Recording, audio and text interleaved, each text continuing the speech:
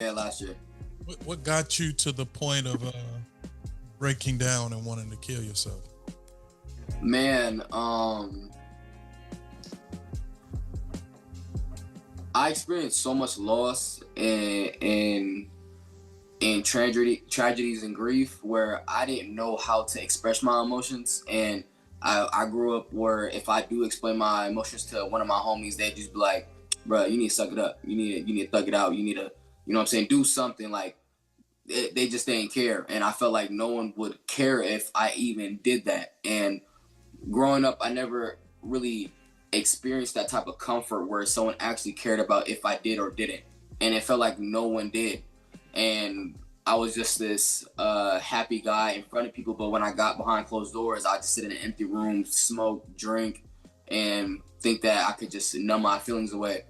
Um, it got to a point where when I was smoking and drinking, I didn't have no emotion. I just sat there like I smoke and I wouldn't even be high no more. I was just smoking just to do it, just because like if I was sad, I'll smoke. If I was happy, I smoked. If I was depressed, I smoked. You know what I'm saying? Or if I didn't have weed, I had alcohol. I had a bottle of Hennessy by my bed. I had like 3 bottles of Casamigos in my freezer. So like I had liquor all the time. And um hanging around people who aren't for you can really show you who's gonna be around you when you need them the most. And I was hanging out with people who are in the streets, and all they care about is drugs, money, and like what gang they're about. You know what I'm saying? So um, I lost one of my close friends. He was my barber.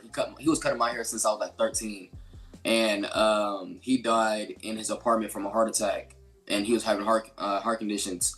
And I got a call from at like 2 a.m. about it here, and it just sucked.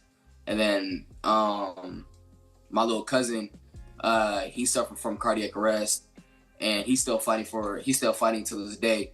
It's been a year and a half. Um, and my homeboy Styles, he passed away earlier last year,